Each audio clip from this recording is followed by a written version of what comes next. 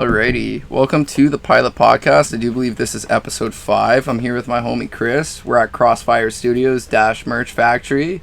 He is a drummer. He is a t-shirt and website professional. He is also a producer, likewise too, and DJ. Yeah, Chris. Thanks for having me here. No problem. Pilate. Thanks for being my neighbor. I guess Yeah. we're down the street from each other. Yeah, we met 2 years ago, roughly. Yeah, I would say 2 years. Yeah, when you were working over there, and Connor was Dex was just starting here, all the electrical and everything. Oh, this place is awesome. I started this off with a preview video. I'm pretty sure everyone saw. So, this is the place. Yeah. How long have you been here? In this building or this unit? I guess both. A lot. I think I started occupying this particular unit 12 years ago. Wow. Yeah.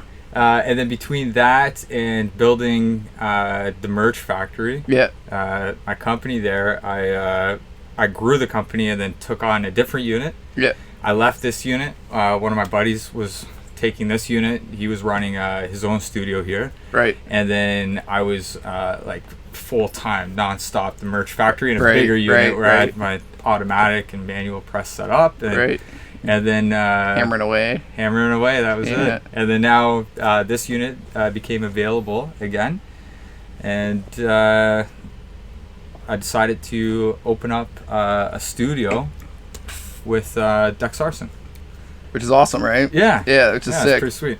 So where are we going to start this? So where did you start music-wise? Let's start from the beginning. The very beginning. Okay. My dad is a percussionist. He used to play in a marching band. That's sick. So he gave me a pair of drumsticks. I wanted to drum. I also wanted to play bass too, which is dope. Yeah, but he was pushing me to play drums. Yeah. So that's the direction I went in.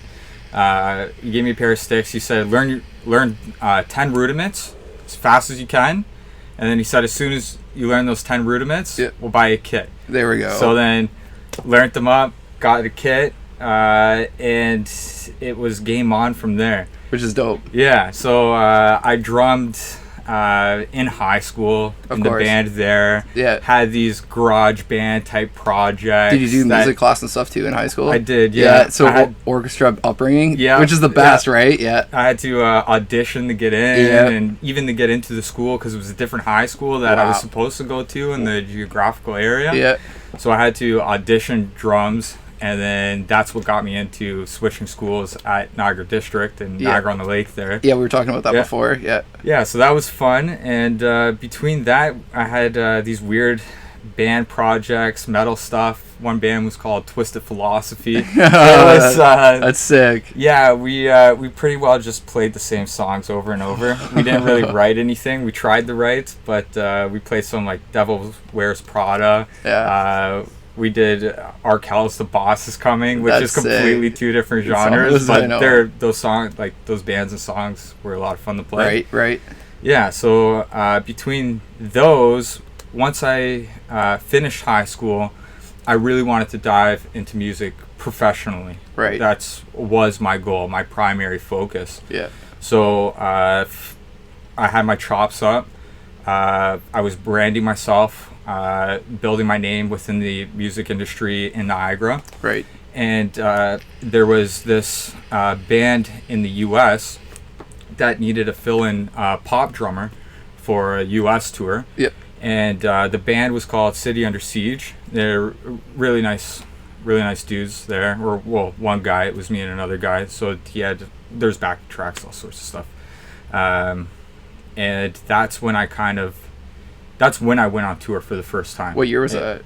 I was 17. Which is wild. That's wild. Yeah, right? it was pretty crazy. Yeah. It was a lot of fun. I was totally out of my environment for sure, because everyone was much older than I was. Yeah. I was just this kid that no one knew who he was, and then I was just playing these shows and networking, right? Yeah. Understanding how touring worked, like the business side of it, networking with different promoters, building my name as a drummer, out in the U.S. Right. And then that went really well, doing those shows. And at that point, when I came back, I had tried to form another band. Very difficult to get everything rolling, and I found a Kijiji ad for this band called Continent in the area, and I had heard of them. They're super heavy band, like death metal, deathcore, as heavy as it gets. Yeah, gruesome. You blast showed me the super videos. Fast. Yeah, dope stuff. So I inquired about the position. Never played blast beats in my life, right? So they auditioned me, and it was horrible. It's a terrible audition, but I asked them if they would give me 2 weeks to get more comfortable with the speed and the blast beats, right? And let me get this album down in a week or in 2 weeks, and then I'm in full time, right? And they're like, sure, let's do it. So 2 weeks went by. Mastered blast beats as best as I could. Learned the whole album, and then 12 songs. It was and then it's 50 minutes of brutal, so exhausting, but a lot of fun. Anyhow, and then I was in. That was it, and then I was part of Continent for years. And we wrote Wasteland was one of the EPs we did, which signed us to We Are Toronto Records in the U.S. That's huge. Which is this guy named Greg Long, really nice dude. That gained us a lot of exposure. The label did a lot of work for us for promotion and building fans online, and it was a really good time. That's sick. Yeah, and so at that point, life, man. Life came up with everyone, and some of the band members had these opportunities come up that they were getting older too, and it was like they got to band was great, but at the same time they've got houses to take care of, they got all this other stuff, and they needed to life just happened, man. That's it. This is the only way I can put it. Right. So the band kind of slowly dismantled. Right. And then there was a few of us at the last straw, and we were just kind of like, what do we do? Yeah. We just said, you know what? I think it's time to call it a day. And I continued on with music. Right. I went back before I touched bass. I didn't touch bass, but I was producing trying to produce electronic music when I was a kid. I had this really crappy software. I was ripping samples off of YouTube, trying to build stuff. And I was just a kid, right? Right. That's where it all starts, man. Yeah. So I actually found the very first one I did a couple months ago, and it's brutal. It's so bad. First track's always There's no structure to it at all. Right. It's just kind of like, oh, this sounds cool. You didn't at the time. I didn't really understand the music theory. I didn't understand structuring a song. Right. What's catchy, what's not. Right. What's the best for the song. So, I mean, over the years and experience, drumming, working with other musicians, you gather a lot more knowledge. And then after Continent, I just focused on writing EDM music and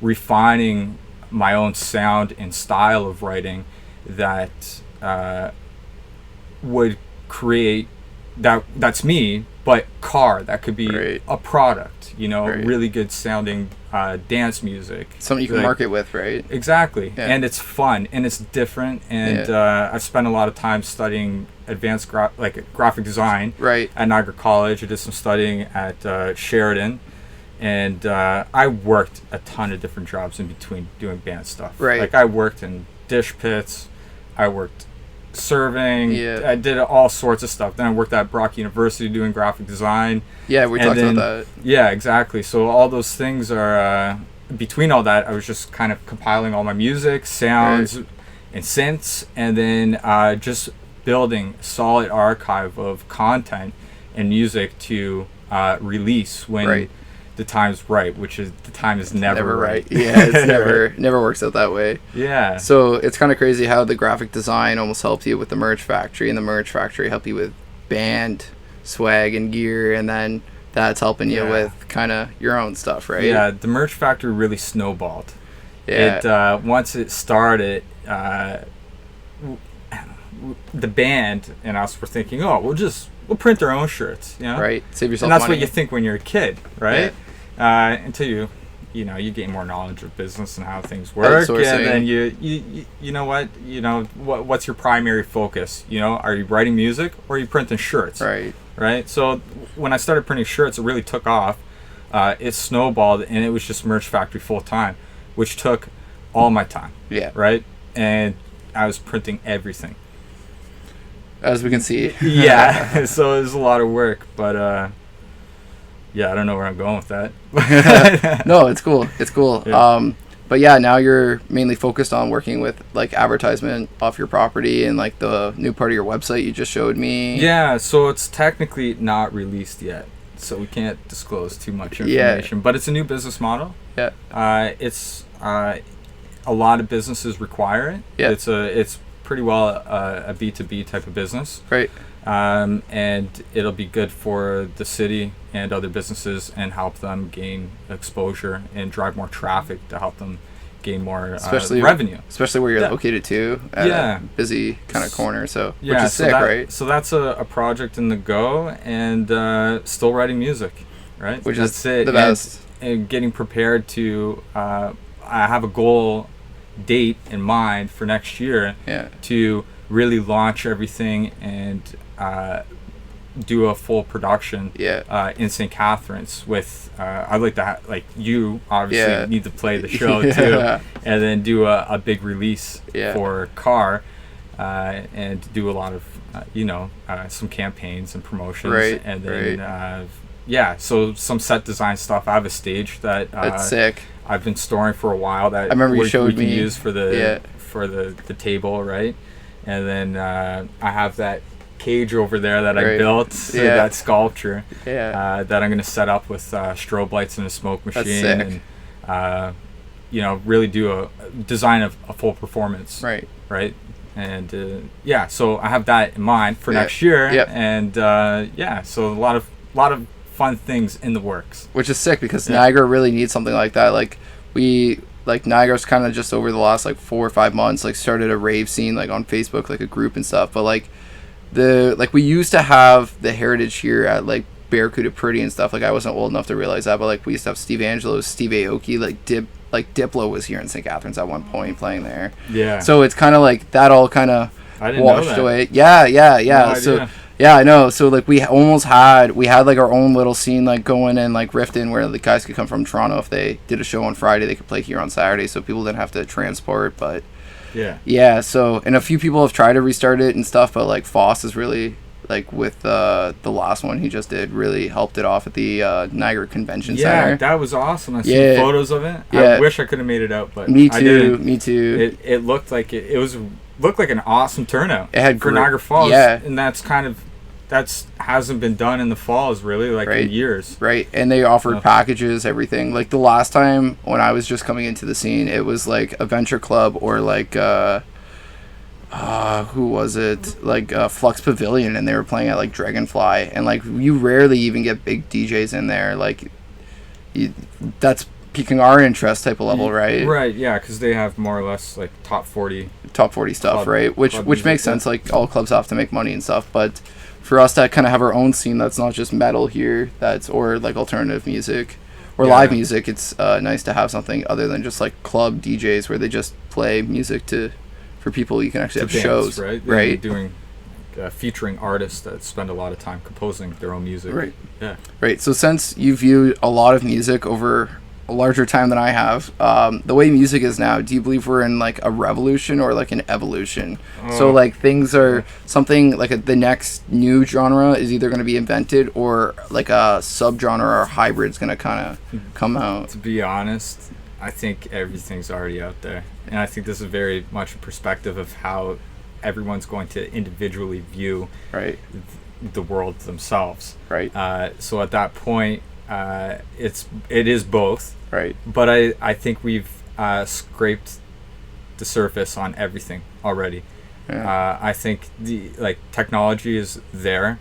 Instruments are there, sounds there, sound design, all of these components in sound design, reverb, all of these things, EQing. It's just now coming down to, like, the electronic industry is so diverse and huge because it's in an infinite amount of ways you can compose stuff and modify music and sound. So I think we get a lot of blending going on already. We're getting metal bands that are going heavy electronic, which is really cool to see now these days. Country bands doing electronic, which is pretty cool. Like I randomly was listening to the radio like a few weeks ago and just heard like a sub let down a country track, and I was like, whoa, like this is where'd you come from kind of thing, like stay in your neck of the woods. But so now I find that everything's kind of being accepted. It doesn't matter what the genre is. Everyone's gonna have their own categories, like their fan base that enjoy specific categories of music. But other than that, it's kind of free territory. Like, I think it's going to be a lot of experimenting, but I don't really think I don't know if a new genre is going to come out, like, and if it does, it could be something like really bad. I can just see it being a super bad genre. It's crazy, like bleeps and boops. It's like bleep beep bloop, like something ridiculous. It's crazy the things that like I find today, especially with music, that like trends or like hits a lot better is often like more cringe or like shittier, you know what I mean? And it's crazy how that kind of works in a weird way, because like the model 5 years ago was everything had to be super clean cut, like to the T kind of, you know what I mean? Super structured, and if you didn't do it a certain way, you were declared no good. And even then, that is a part, like in radio, sound designing, a lot of things are important. Very. And at the same time, kind of like the punk method of recording raw. Right. So it's, you get these cross betweens in producing, but at the end of the day, like, you can't be clipping, right? And it can't sound bad. It needs to be appealing. It's crazy to find out that kids are like producing music inside of like TikTok or something like that, right? And like that's how audios are getting trending, which is kind of crazy to see how creative people are getting to really get their kind of image out of their mind of how they kind of want to produce, right? But that's, like you said, like the punk method, just do what you can, and just if it's good enough, people will really enjoy it, you know what I mean? So it's kind of really cool how I remember you showed me this, kind of how you have like going back to your stage let out, you really put like a lot of thought into like production wise, which I find like not a lot of artists don't do today, but a lot of bigger artists do, because they have to elevate kind of that platform of show value instead of just playing at CDJs. What are kind of like your concepts? Like, since we're both from live music, are you going to try to add more MIDI and some DJing, or like have like a live kind of? So I'll tell you about one of the stage props sort of instruments I've designed that I'm going to be utilizing is this. It's a DC motor that is driven on a shaft, or there's a shaft attached to it with some car tires on it that rotate, and then inside of the top of this kind of wheel drum, there's a MIDI pad. But that's going to be sampling like a sub bass, or it would be sampling a kick drum. And then there's some interesting aspects to the stage design that will that I'm going to incorporate into everything while performing the music and DJing car music on stage. So that's kind of one concept. But car is very like my stuff is very industrial, visually. And it's kind of this kind of power hungry sort of music. It's great. It's make great. You dance. Like, people love it. Like, your music's popping off, so it's huge. Thanks. No problem. It's really cool how you got to change from one genre to another, and now you have like the whole kind of like concept from like the metal world of where you have like a concept album or a concept to like just start your career like straight off the bat, instead of like putting out all your tracks and then having a concept. You know what I mean? Sometimes it works, sometimes it doesn't, right? Yeah. It's just I've created a plan that I want to follow through with. Right. That I feel is the best for the music and also for business. Right. and more fun. Yeah. You know? So I really, for me, if it becomes stressful, I don't want to do it. Right? Yeah. I want to have fun doing it. For sure. And, you know, enjoy it, right? Right. If as soon as it becomes stressful, like, art shouldn't be stressful. No. Right? And it's not. Yeah, you got a ton of tour dates you got to go and play. And right. You sometimes, maybe you get anxiety before you get on stage. Everyone but does. those are normal human things. You got to learn how to channel it into, yeah. like, energy, right? Instead of just letting it eat you. Sure. Yeah. So opposed to, like printing sometimes. Yeah. So when you got a pile of 10,000 shirts you got to print out and you're on a time limit, sometimes that's pretty stressful. you know? Yeah. So. Good analogy that I kind of picked up from Lost. We'll talk about that in a bit. But the analogy was that Galileo's father taught him to, I do believe it was Galileo, the one that made the statue of David, right? What? Do you know who the statue of David is? Like the man. Oh, yeah. With the missing the arm. Yeah. I did a drawing of that back in high school. Yeah. So his father told him and gave him kind of like crap back in the day. He's like, since he came from a higher class, that if you ever want to make money, never make it from your hands. So he went to the same museum for 3 months in a row and stared at this marble slab that was just sitting there. And one day, like, a government official came over and talked to him and said, hey, for security purposes and whatnot, what are you, like, doing here? He's like, I'm working. And he learned, instead of working with his mind, or with his hands, he worked with his mind. And he ended up making the statue of David out of that. But he stared at it for 3 months. Yeah. I do that all the time with stuff. Like, you just got to stare at it. Like this desk, when I built this. Yeah, this was so cool when you were I looked at this. the piece of wood and just stared at it. And I got some inspiration from other studio desks. And I took the materials that I had available. Yeah. Made it work and then built this, right? But I sat there for at least a couple hours just thinking it out. You got to really, How like... are you going to build it? I feel like manifesting a lot of things, like, not necessarily if you do them right away or like write them down like that. Yeah, that's like helpful. But like if you manifest something over a longer time, it can like grow to like a bigger kind of tree, right? So the longer you think about it, the bigger it can kind of be, right? Yeah, it's planning. Yeah, it's like those bubblegum ideas that just pop. Yeah, they're good, and they're good for like 2 seconds. Say for like a song, they're good for like a little riff or like a few, like 16 bars or whatever. But in like the longer picture of like a 3-minute song, it might not pan out. You know what I mean? Yeah. And then you end up writing 10 different songs out of the one session that you were trying to do. Like a cool thing you did is the first thing I've ever seen is you write multiple songs in one project, which is a lot on your CPU. But hey, you don't have a problem with that now, right? Now, so which is sick. Yeah, I'll just sit there and I'll hit the keyboard. Yeah. And then maybe I'll toss some plugins on it just to mess with what I'm doing on the keyboard. Yeah. And then I just go and click record.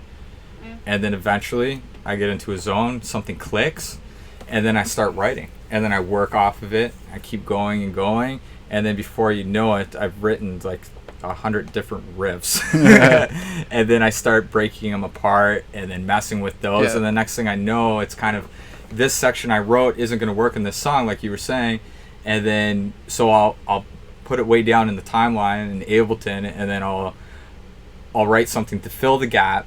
And then that's a song that's now finally I've completed one song. Right. And then I have all this other content I was writing that I want to utilize it, so I might as well use it for another song. It's pretty, like, I think it's great. Yeah. At least. And yeah, so, and at the same time, it's super efficient for writing. So, like I have I have chains that I use, of course. Yeah. I have presets that I have pre-done. I have everything set up. But sometimes when you're just in the writing process, opening up a new project file, even if there's some stuff pre-set up,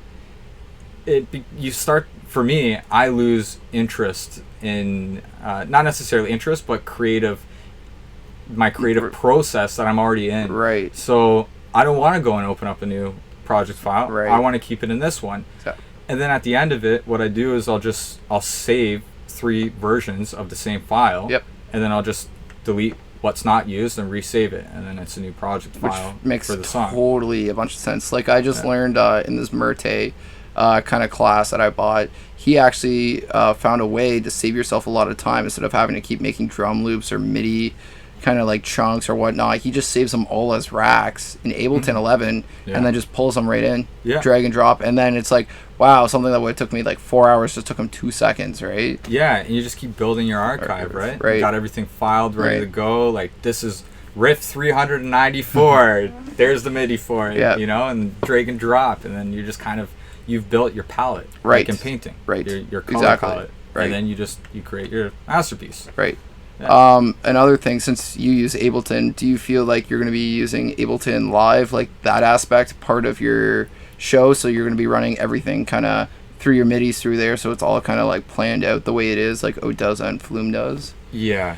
Which is really good. Yeah. So depending on what portion of the set and how I've designed the show to be, certain elements will get triggered through Ableton, so that those samples will be available through, if I have a MIDI pad, which I will, inside the tired drum contraption thing. Just get like a C.A.R drum pad or something like that and rig it all up. Exactly, yeah. And you can also set up a mix or two from CDJs to there, so each track channel, you can just like use the fader on them and stuff like that and route it through instead of it just having being continuous, right? Yeah, so there's definitely going to be a bit of a rig going on. For sure. There's going to be a road case with some equipment in it. A lot, yeah. All sorts of things to run that portion of it. Then the rest will be done on decks. That's sick. Yeah. That's sick, yeah. Where do you feel like we're kind of going with music now? I know we hit on this a bit, but do you feel like, I feel like a lot of live music has like kind of taken the background a bit and a lot more like electronic or like rap or whatnot. Do you feel like live music's kind of gonna come to like this weird hybrid like Daft Punk kind of did in a way? Or it's already there. I know it's being done. I know it's there. I know, but like, do you feel like I'll brief the question. So like, do you feel like DJs, instead of them taking the front and center, like say if you produce, you have to play on CDJs, do you feel like live aspects of music are going to come a lot more back to like the common area to increase the skill, that like for people that get booked, they actually have the skill of like they have to play their stuff instead of just mixing it? I think it's going to be choice by the artist. Yeah. At the end of the day, and that's just the way it's going to be. I think the way it is the way it is. I can't see it really changing. Right. It's going to be a personal. That's going to be a personal interest thing from the viewer to say, oh, you know, you get some people that go, that DJ, oh, he's doing nothing. He's just clicking knobs. Right. But like that DJ just spent 12 months in a studio sound designing, writing, and composing that song to create that type of entertainment. Right. And that type of entertainment is being played on a pair of turntables. Right. There's nothing wrong with that. Right. But it's, like I said, that's going to be I feel that's a personal interest thing. You know, metal musicians a lot of metal musicians will trash dance music. Yeah. Like, that's not real music, and it goes both ways, right? So, as they have triggers and sounds, it's already stuff going on, right? What's the difference? You're running an Axe FX and you're running a table. Yeah. Right? Computers. Right? It's computers, which is true. Yeah. Starting to kind of speak about computers, you want to talk about Faraday boxes a bit? Oh, yeah. So that was a whole fun endeavor. You don't have to go into it too depth, but we can talk about like the topic of it, because you're the first one I ever heard about a Faraday box. I heard about it in like movies. I had no idea what it was either until I had this issue. My computer was like being remotely controlled or something, and it was weird. But anyhow, it scared me. Like I didn't have privacy, like banking my art. Yeah. Like, that's my most important stuff. Like, I'm creating my art. It's got sentimental value too, right? It does. It's a very personal thing. Very. So at that point, I neglected learning a lot of like IT stuff. Right. I didn't understand any of it. Yeah, I just wanted internet. Right. Get to YouTube, play music. That's it. Yeah. Yeah. So anyhow, that happened to me. So I just didn't continue to neglect it. I went and studied it. Yeah. And then which is important. The more I studied, you know, this kind of criminal industry of hackers and whatnot, it became apparent to me that I've not been. I need to implement protocols for my stuff properly and be more safe from the world of the internet. It's crazy. Yeah. But the Faraday cage was kind of the extreme of things that prevents certain frequencies at a range of like your Wi-Fi range, right? Like 2.4, 5.5 gigahertz or whatever it is. Right. Again, into a box, right? Right. Which has been done for years. Yeah. Banks it's not do it. Exactly. Politicians. Yeah. All sorts of governments. Stuff. Right? Exactly. Their server rooms are like that too, but just not contained unit that you can roll around on wheels. Exactly. So this is when it got fun, right? So then I thought, you know what? Do I really need this? Definitely don't really need it. But I got this wicked idea that is going to be awesome for a stage prop. So my stepdad had this big electrical utility box that you see on the streets everywhere, right? It literally looks like something for a transformer. That's exactly what it is, man. It's got a huge Allen key for it, and you need another key for it, and it is a tank. So I thought, you know what? I'm going to put some fans in this and use it to store my tower in. Yeah. And, it's a Faraday cage, but I just created a wicked sculpture that's going to pump out 10,000 volts of electric dance for C.A.R. Which is sick because you got the sticker on there. Yeah, so I'm going to put some strobe lights in it and a smoke machine, right? And I want to rig up a big switch and then crank this on and then have this thing, pulsing and lighting up on stage as a stage prop, right? Which is sick. So, I mean, yeah, it was a weird way of getting into creating a piece of art, but it was my life, right? It's a good song name, I found too. a way to, a life scenario came up, and I created this piece of art out of it, which is going to be awesome, and it goes right with the industrialness of C.A.R. and the brand and everything. Right. Where'd you get the idea for C.A.R? So my dad, his last name is Ross. Yeah. I was born with my mother's last name, but so technically my last name is Ross. Okay. Yeah. So my first name's Christian, and my middle name is Austin. Right.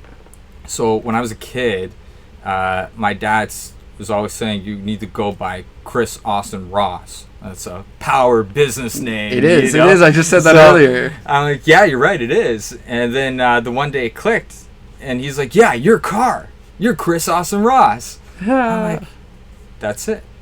That's it. That's it. Yeah. That's how C.A.R. It's my name. Yeah. It's an acronym for my name. That's so sick. Right? That's so sick. And there's some other artists that have been used cars and that's a whole. But yours is an acronym though. It's exactly right. It's so my it's name, so it's way different. Yeah. When it comes to the studio, I don't know if it's still in the same fruition, but you had this idea for this kind of cool barn idea that you were thinking about building based upon everything that was going on. The super complicated scenario here where this studio is. But I was doing my best to procure this steel structure and then erect this barn / cottage studio on a parcel of land and then migrate the operation to this place. But unfortunately, that particular project didn't go through. So it's all right though. At least the dream kind of was there. Yeah, I mean, it's still at some point or another something like that's going to happen. Yeah. When? I don't know, but it'll happen at some point.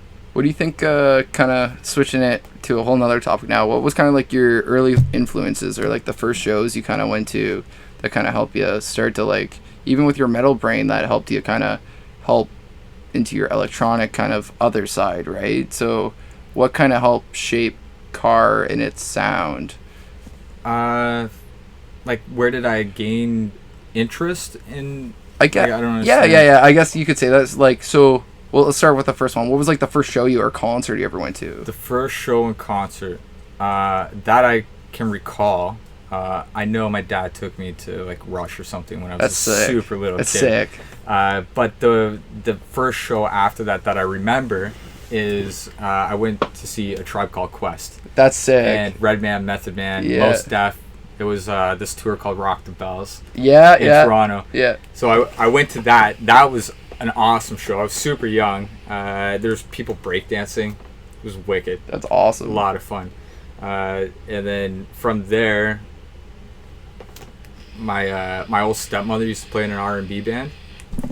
So she played stuff like The Temptations, Boosty Collins, Aretha Franklin, all these old school acts. And they had a horn player. That's sick. They had an old horn organ.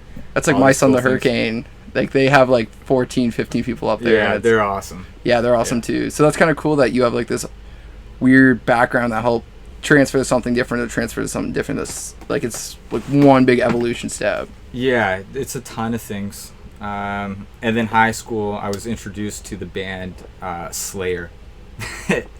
Yeah, that changes the game. And then Slayer, that was like, whoa, I've never heard metal music like this before.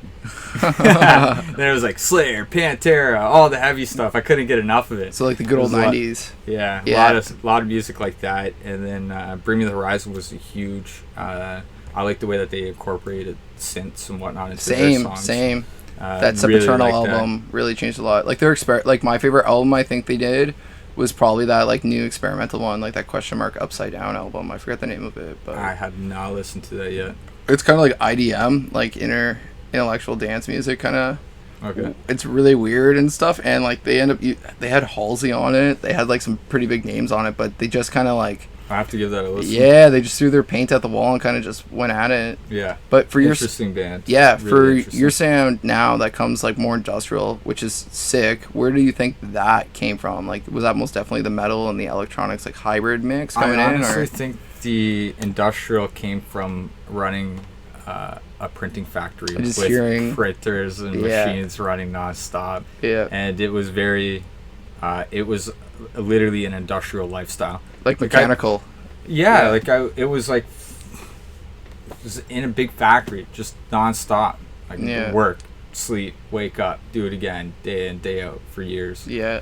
And I think that just being around industrial equipment, natural Foley.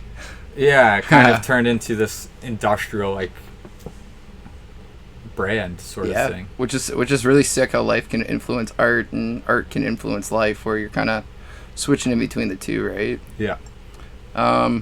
Other than that, where do you kind of see your project going in the future, other than where you set the shows and festivals? What's your kind of plans, like next 5 years or 10 years that you see yourself kind of going? I definitely just want to have a lot of fun. I love to hit the road. I play shows. Go back touring when I can. Yeah. If I could do it all the time, that would be awesome. I know. I wish we all could. Yeah, it's possible. It is. Right? It is very possible. It's just getting everything in line to do it. Right. So that's the goal. I love doing stage design, set design stuff, like doing theatrical entertainment with music. It's a lot of fun. So building cool concepts, ideas with good music, and working with friends in the same genre or industry, doing all this stuff, just having fun. Yeah, playing music. That's writing music. I think that's like the best way you want to kind of look at like the forward of kind of seeing your project that way. It's sick how you kind of just want to like live it. You know what I mean? Where like for me, it's like I want to do this, I want to do that, I want to do it in this order, in this way, which is kind of like. I've realized kind of lately I just gotta relax and just kind of let my steps walk itself kind of thing. I gotta walk my own dog. Yeah. It's one big puzzle, and wherever you want to go, you just have to put the pieces in the right order. Yeah. It's not a puzzle that only works one way, right? Yeah. So it's you're gonna create your painting that's on the puzzle yourself, I guess. Yeah. That's a weird one. That's a good one, man. Sure.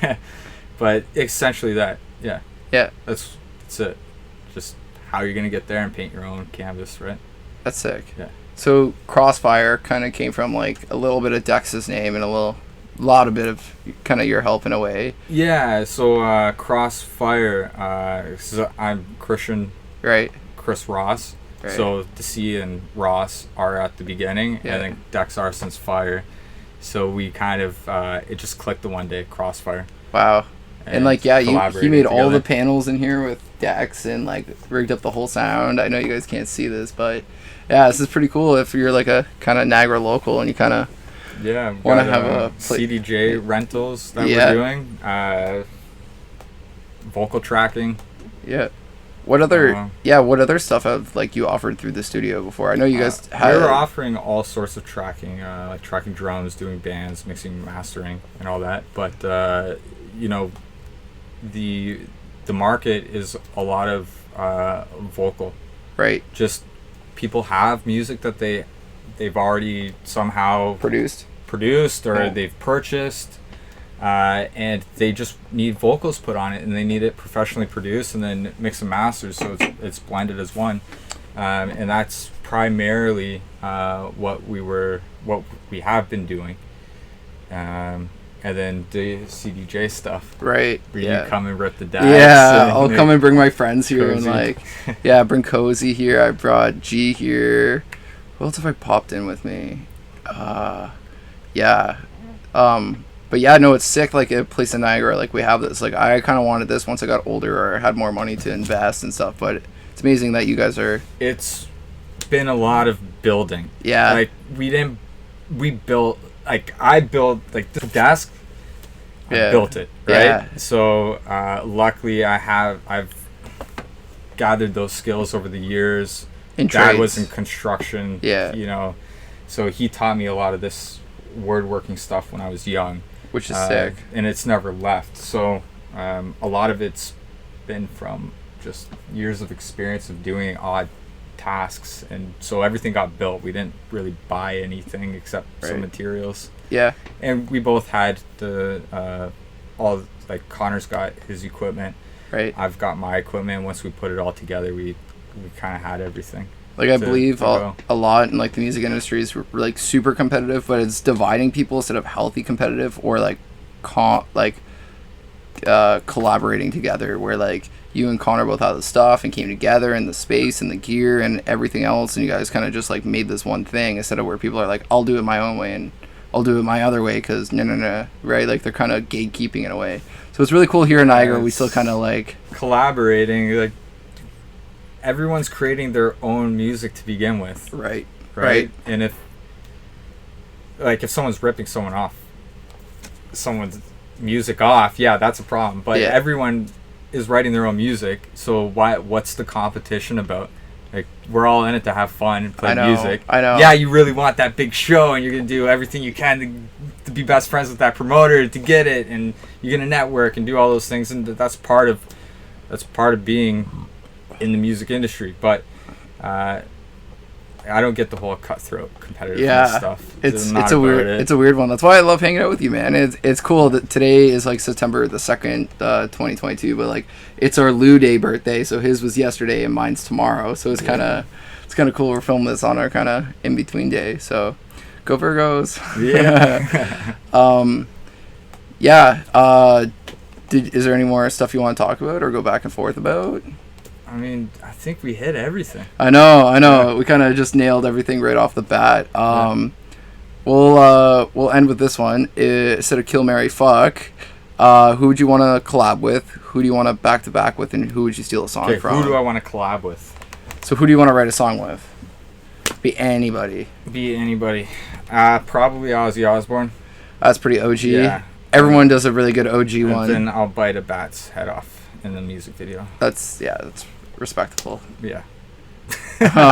Who would you want to do a back-to-back or perform with? You, bro. Yeah. Let's go.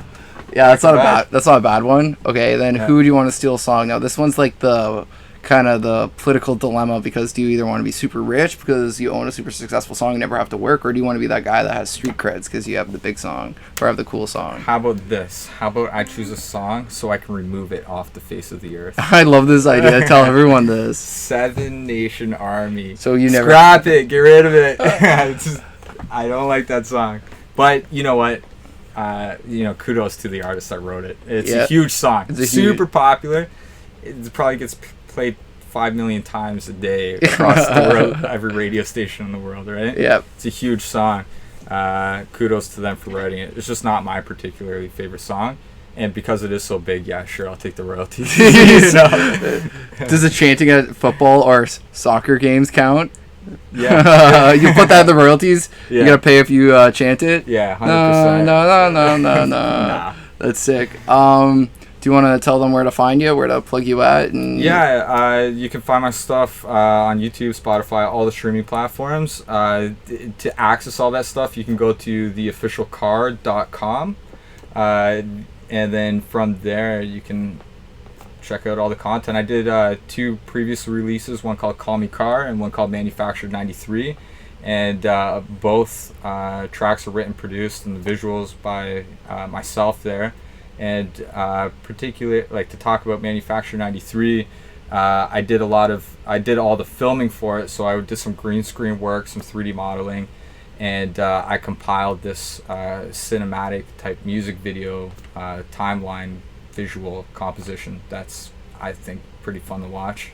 A lot of time in Blender. And play the song with a sub too. Yeah. You need a sub. Yeah. If you don't have one, go get a sub. Yeah. Any advice? Well, that's the last one I always usually end it with. Any advice for any people starting music new? Yeah, ignore anyone that's negative against what you're doing. Simple as that. Yeah, just do your own thing, right? Be smart. Think out your own equations, your own situations, the best you can. If you need to seek advice, make sure you're getting it from someone that has their best interest in you. And anyone that's, being negative, try and avoid. That's it.